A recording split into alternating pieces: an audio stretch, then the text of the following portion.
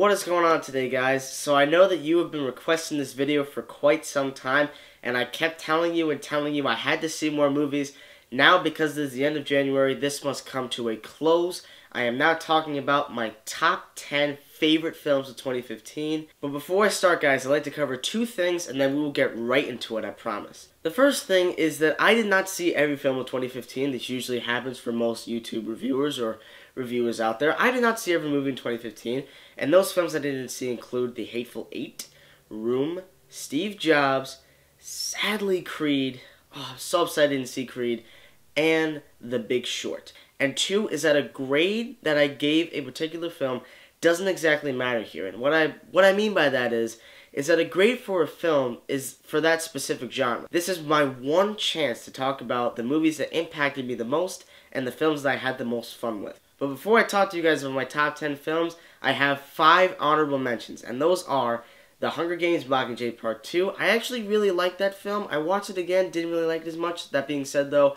I still thought it was very, very good, and I feel like people panned it a little too much. Spy, a very, very funny movie that surprised me in almost every way, and I think Melissa McCarthy is truly amazing in this film. Sicario, a very dirty, disgusting film that starred Emily Blunt, who was absolutely terrific, and Benicio del Toro really stole the show. Furious 7, the 7th film in this franchise. 7. And finally, Southpaw. I just saw this movie, and I really, really liked it. It was a very, very good movie. Yeah, at times did feel like Rocky, but other than that, I thought it was really good. So guys, let's get going with number 10. Coming in at number 10 is Kingsman: The Secret Service. This might have been the most surprising movie I saw last year. In fact, I think it is. I really believe it is The Edge of Tomorrow of 2015. A movie that not a lot of people saw because they thought it would be very cliched, but when they did see it, they saw something that was very unique and something very different from what they were expecting. And when I saw this movie, I was nearly blown away by the awesome action, fantastic humor too, and of course those training montage sequences were really awesome. I just had to get Earth's Mightiest Heroes for number 9, because of course coming in number 9 is Avengers 2: Age of Ultron. I did talk about Ant-Man, which I didn't like, but this movie I thought was a lot of fun. We got to see all of the characters that you love: Captain America, Iron Man, Hulk. I really, really enjoyed this movie. It wasn't as good as the first one. That being said, though, there were still some amazing action sequences, and Marvel really, really knows how to pull off all these characters thanks to Joss Whedon's awesome writing and direction. These characters and their banter is so great, and it really just keeps an awesome energy to this film. Coming in at number 8 is, of course, the new Steven Spielberg film, Bridge of Spies. This was a very, very intelligent movie, and I remember the first time I saw it, I didn't really have the prior knowledge of all these events. I only knew a few things, so when certain things were happening during the film, I wasn't getting it. I saw it with my father, and after we watched the movie, he tried to describe to me the sequences of events that were happening throughout the film. I stayed away from the trailers, and all I knew was that there was some kind of a Cold War espionage film with Tom Hanks, and it was directed by Steven Spielberg, so you know that pair is really going to make a great movie, and they did, because Bridge of Spies, when you find out what happened, is amazing. It is so real, so intense, and the acting is pristine. I thought Mark Rylance did a terrific job as the Russian agent who was falsely accused, and I love the scene where Tom Hanks tries to interrogate him on the table, and he tries to tell him about this man that got beat up, but he kept standing up, and he used the phrase stoic musique. Phenomenal. One of my favorite lines of 2015 is right there, and I loved Bridge of Spies. Yo, Dre, I got something to say. Coming in at number 7 is Straight Outta Compton. This is a film that also, like Kingsman, really surprised me. This was a surprisingly good movie. A very strong biopic about the NWA, which I don't want to pronounce because reasons. But I think Straight Outta Compton is a terrifically entertaining film that has great performances, great writing, and great direction by F. Gary Gray, and Paul Giamatti was really good in this movie, as he is in basically every other movie he's ever been in. But I think O'Shea Jackson really, really shined as his father, and he looked so much like him. It was amazing. Coming in at number 6 is the movie that literally tightened your heartstrings, and that was Inside Out. A damn good movie, and a fantastic return to form for Pixar. A fantastic movie that really gives a lot of life lessons to kids, while also giving the adults something to really enjoy as well. This is a movie where I laughed and I cried. There was one scene in this film that really hit you, and anyone who's seen the movie knows exactly what that scene is. It's a movie that's supposed to tug on your emotions by making a movie about your emotions in your head. And when a movie can do that successfully, well, I'd say it really did its job.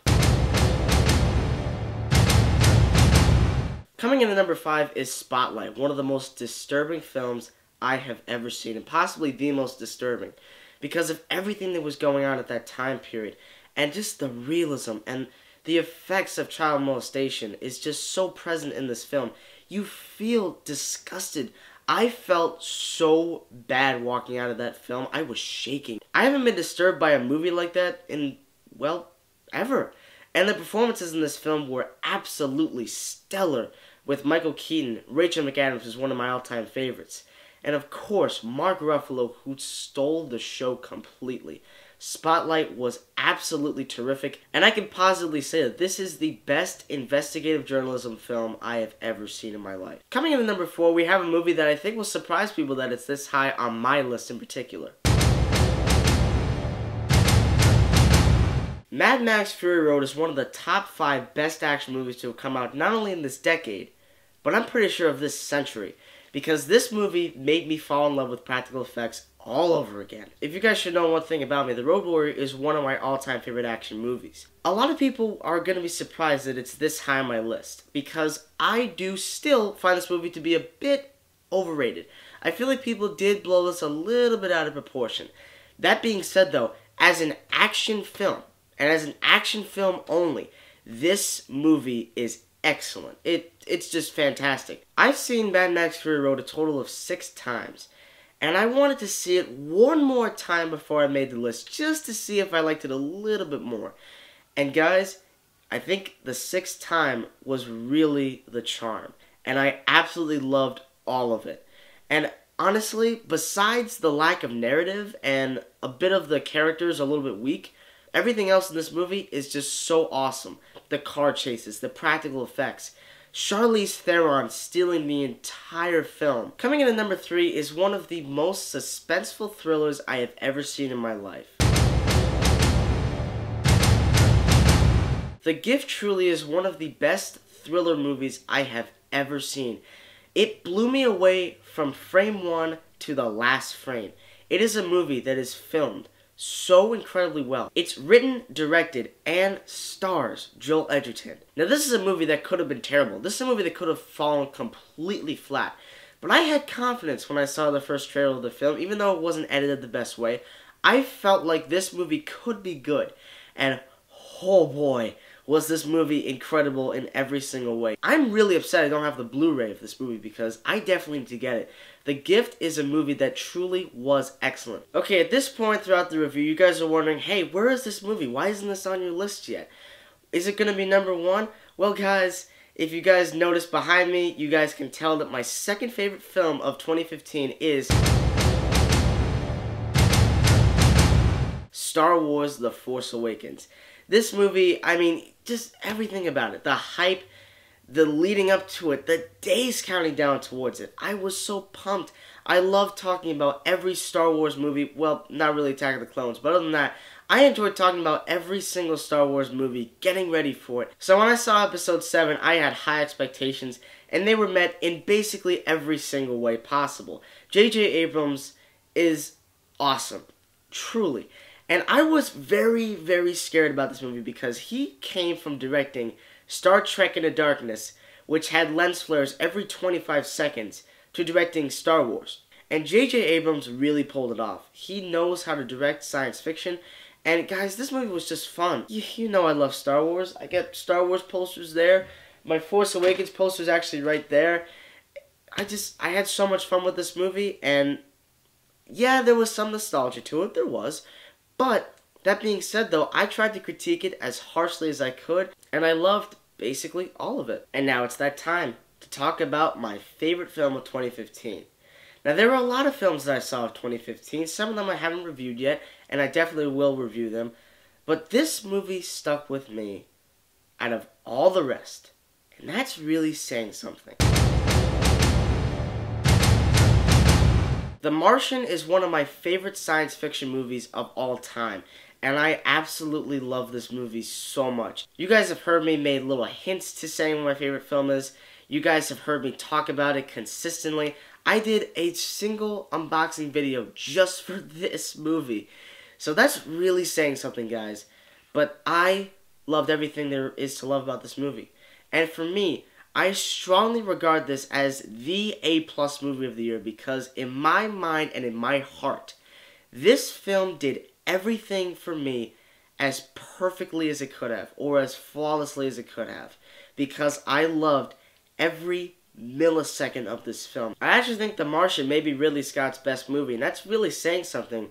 But the thing that I thought was great was that not only does it appeal to a broader audience, absolutely, but this movie is really funny. It was the most surprising thing I saw all year. This movie was actually hilarious. And going into it, I didn't read the book.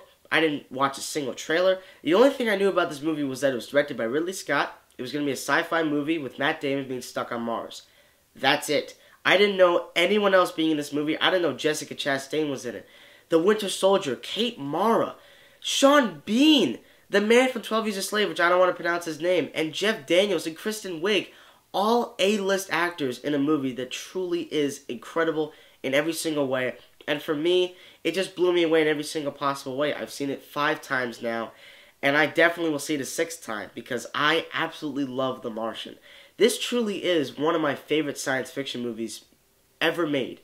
Truly. I'm being completely honest. You know I love this movie so much, and I can't wait to watch it again. Guys, it was an absolute pleasure talking to you guys about my top 10 films of 2015.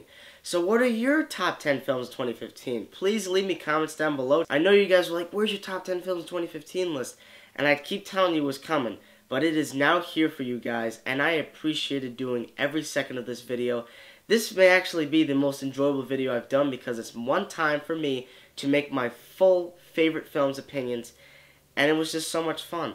Guys, thank you so much for watching as always, and I can't wait for a beautiful 2016 year. Thank you for watching, and stay tuned.